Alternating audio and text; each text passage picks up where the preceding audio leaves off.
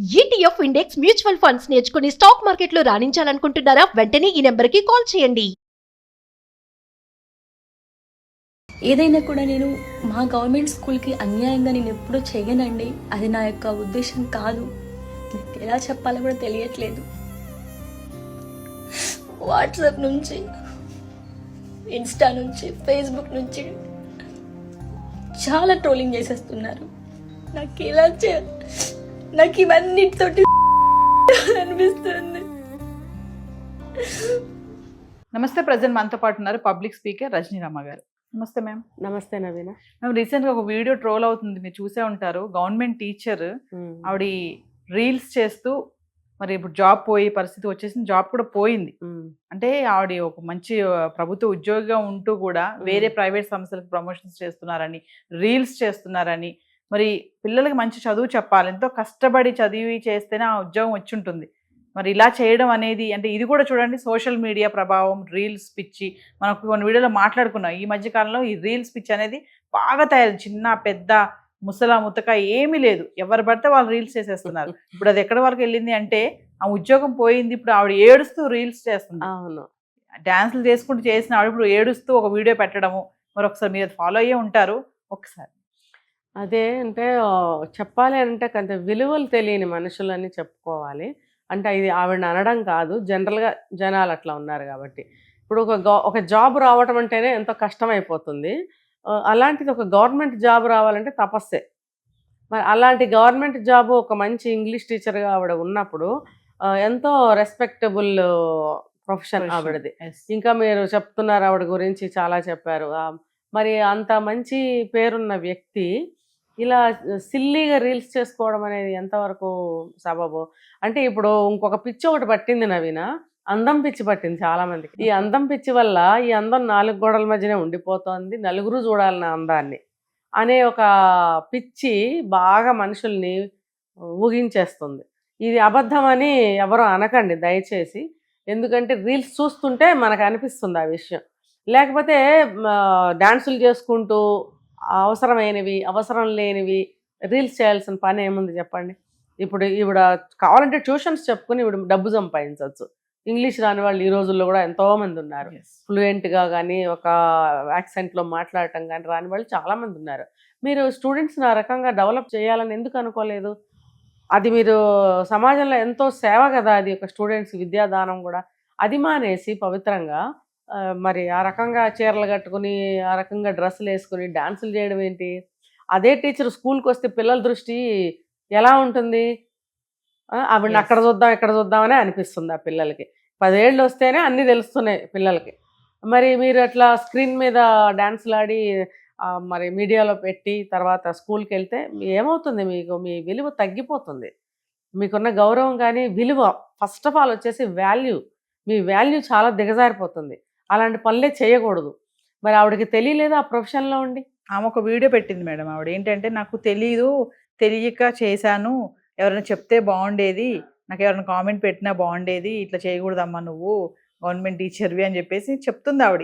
అది వాస్తవమే అంటారా? తెలీదా నిజంగా? అంటే ఇంట్లో వాళ్ళ అమ్మగారో అత్తగారో భర్త అనే ఉంటారు, అప్పుడు తెలియలేదా? ఇప్పుడు ఆవిడకి పిల్లలు ఉండుంటారు, కస్తా కుస్తా వెతుకుతూ ఉంటారు, వాళ్ళ ముందు కూడా ఏం బాగుంటుంది అనే కనీసమైనటువంటి ఇంగిత అజ్ఞానం అన్న ఆవిడకు ఉండాలి కదా. ఇప్పుడు ఒకళ్ళు తిట్టి అరిచి ఆవిడకి బుద్ధి చెప్పే వయసు కాదు ఆవిడది. దట్టు టీచర్ అంటే ఏంటి? ఉపాధ్యాయురాలు, అందరికీ ఎన్నో బోధించే ఉపాధ్యాయురాలు. అలాంటి పని చేస్తే ఆవిడకి ఎవరు చెప్పాలి? టీచర్స్కి ప్రతి ఒక్కటి మంచి చెడు తెలుస్తుంది కదా, ఆవిడకి ఇంకొకళ్ళు చెప్పడం ఏంటి? పుస్తకాలు ఇన్ని పెట్టుకొని నేను ఇవి కరెక్షన్ చేసుకుంటూ ఉంటాను, పిల్లలకి పాఠాలు చెప్పుకుంటూ ఉంటాను, నేను ఏమీ ఎరగను అంటే అది ఎలా కుదురుతుంది? సాక్ష్యాలు అన్ని దొరుకుతుంటే అక్కడ. ఇప్పుడు ఆ ఉద్యోగం పోవడం అంటే ఎంత బాధాకరమైన విషయం. ఇంకొకటి బంధుమిత్రుల్లో ఆవిడకి పరువు పోతుంది. ఇలా అంట కదా అని అడుగుతారు, ఉన్న ఉద్యోగం పోయింది. ఇప్పుడు ఆవిడ ఏం చేస్తారు? ఆవిడ లైఫ్ ఆవిడ చేతులారా పోగొట్టుకున్నట్టే కదా. మీకు మీ యొక్క ఎఫిషియన్సీ మీద కానీ, మీ అందం మీద కానీ, మీ టాలెంట్ మీద కానీ, మీ స్కిల్స్ మీద కానీ ఏమైనా మీకు అపారమైనటువంటి నమ్మకం అనేది ఉంటే ఏది ఏమైనా సరే మీరు ఒక స్కూల్ పిల్లలకి మీరు అది బోధించడానికి ప్రయత్నించండి. అమ్మాయిలు ఉన్నారు, అమ్మాయిలు కూడా చక్కగా అందాన్ని ఎలా కాపాడుకోవాలి అని చెప్పి మీరు చెప్పండి. దానికోసం మీరు ఇక్కడికి వచ్చి రీల్స్ చేసి గందరగోళం అవ్వాల్సిన పని లేదు. ఇంకా వేరే వేరే ప్రైవేట్ స్కూల్స్ని వాటిని ప్రమోషన్ చేయటము ఇవన్నీ కూడా మీరు గవర్నమెంట్కి ద్రోహం చేసినట్టే కదా. అన్నిటినీ దృష్టిలో పెట్టుకుని ఆవిడ జాబ్ పోస్ట్ చేశారు. ఇప్పుడు మనం చేస్తున్నది ఒక యాంగిల్ నుంచి కాకపోయినా ఒక యాంగిల్లో నుంచి అయినా పొరపాటు తప్పు అని అనిపించదా?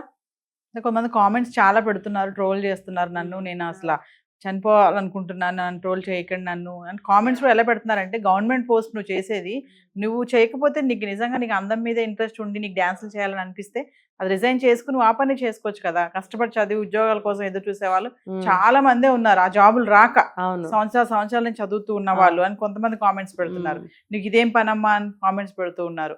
అంటే ఒకసారి ఫైనల్ గా మేడం దీన్ని ఎలా కన్క్లూడ్ చేయొచ్చు? అంటే ఇవన్నీ ఆవిడ ట్రోల్ కింద తీసుకోకూడదు. ఒకవేళ ఆవిడ ట్రోల్ అని ఫీల్ అవుతుంటే కనుక మీరు ఏం చేస్తారంటే, మీరు చేసిన దానికి స్వయంకృతానికి తప్పలేదు అని అనుకోవడమే తప్ప బాధపడి ఆత్మహత్యలు చేసుకోవడము ఇంకోటి చేసుకోవడం అంటే అనవసరం.